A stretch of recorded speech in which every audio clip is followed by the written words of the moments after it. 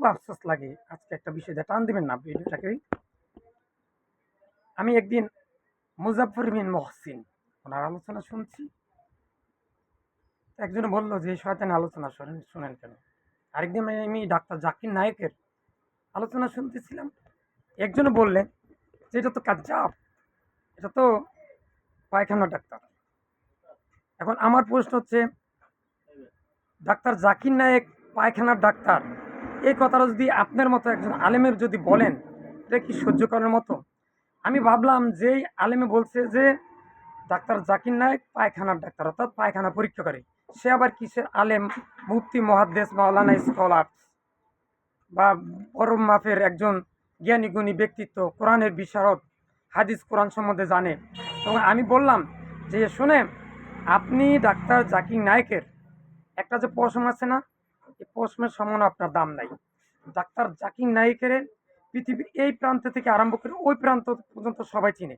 আপনার মতো আবুল্লারে 10 জন মানুষও চিনে না। তাই আপনাদের কাছে একটা বিনীত অনুরোধ, আপনারা যে কোনো আলেমের আলোচনা শুনবেন, কিন্তু আলেমের নিয়ে সমালোচনা করবেন না। হতে পারে আপনার তো 1000 গুণ ওই আলেম ভালো, তার একটা সাইড খারাপ থাকতে পারে, 100 সাইড ভালো আছে, কিন্তু আপনার কয়টা সাইড ভালো? আপনার তো সবই খারাপ। আপনি লুচ্চা, বদমাইশ, ধান্দাবাজ, প্রতারক, চুগলখুরি, মাফিয়া, তারপরে প্রতারক, মানুষের বিভিন্ন পয়সা মেরে খান, হক মেরে খান, উচিত কথা বলেন না, ইসলামের পথে থাকেন না। আপনি কেন সমালোচনা করেন? আমি আরেকটা জিনিস ফলো করেছি, ইরান যেই দেশ, ওরা শিয়া মুসলমান। আর আমি আমি যেই মুসলমান, আমি কোনো মুসলমান দাবি করি না এইরকম যে আমি শিয়া বা সুন্নি। আমি দাবি করি যে আল্লাহ রাসূল সাল্লাল্লাহু আলাইহি ওয়াসাল্লাম যেই জাতীয় মুসলমান রেখে গিয়েছেন, আমি সেই মুসলমান। এখন ইরান দেশটি আমাদের জন্য অনেক উপকার করেছে। প্রত্যেকটা মুসলমান দেশের জন্য ইরান দাঁড়িয়ে গেছে। ফিলিস্তিনের জন্য সবচেয়ে বেশি কষ্ট করেছে ইরান। যুদ্ধের জন্য খরচ দিয়েছে ইরান। তাদের তত্ত্বাবধান করেছে ইরান। অস্ত্র দিয়েছে ইরান। বুদ্ধি দিয়েছে ইরান। বিভিন্ন ত্রাণ দিয়ে সাহায্য করেছে ইরান। আপনি কি করেছেন? আপনার দেশ কি করেছেন? সুতরাং ইরান নিয়ে কেউ মন্তব্য করবেন না। ইরান দেশের মুসলমান বা ইরানের লিডার বা ইরানের যে জনগণ, তারা যদি কোনো অপরাধ করে থাকে, তার জন্য জবাব তার আল্লাহর কাছে দিবে। আপনি আমি তাদের জবাব নেওয়ার কে? আপনি কি সুফিসাত মানুষ? আজ থেকে ভালো হয়ে যান। তাই বলছি, আজ থেকে সে কোরআনের আয়াতটা আমরা মেনে চলবো। উদুখুলু ফিস সিলমি কাফা, এখানে আছে ওয়াতাসিমু বিহাবলিল্লাহি জামিয়াও ওয়ালা তাফাররুকু। তোমরা সকল মুসলমান ঐক্যবদ্ধ হয়ে কাফেরদের বিরুদ্ধে দাঁড়িয়ে যাও। আজকে ইরান যেভাবে দাঁড়াচ্ছেন, আমরা বাংলাদেশ কেন দাঁড়াতে পারছি না? সৌদি আরব কেন পারছে না? কুয়েত, কাতার, বাহরাইন, দুবাই, আরব আরব আমিরাত, মালদ্বীপ, এমনকি 750টা মুসলমান দেশ, ইন্দোনেশিয়া, পাকিস্তান, কি করছেন আপনারা? ইরান যেটুক করেছেন তার 100 ভাগের 1 ভাগ আপনারা করেন নাই।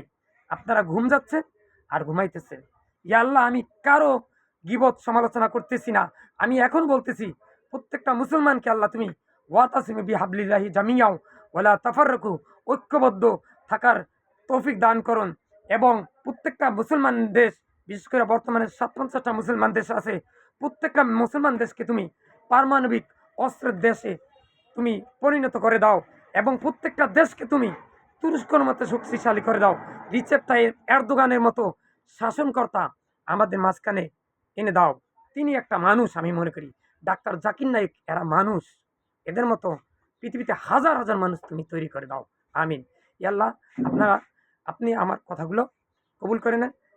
ইয়াল্লাহ, আমি সব পৃথিবীর সকল মুসলিম উম্মাকে তুমি শিরক, বেদাত, কুফরি ও গীবত মুক্ত রেখে মৃত্যুর সময় আমরা যেন মুখে লা ইলাহা ইল্লাল্লাহ পরে যেন মৃত্যুবরণ করতে পারি, সেই তৌফিক দান করো। ভিডিওটা বেশি বেশি করে সবার মাঝখানে শেয়ার করে দেন। আসসালামু আলাইকুম। কেউ আমার উপর রাগ করবেন না। আমি ইসলামের জন্যই বলছি, খুব আফসোসের সাথে বলছি, খুব দুঃখ করে বলছি। এখনো বলি, কোনো আলেমের সমালোচনা আপনারা করবেন না। আমি আসসালামু আলাইকুম।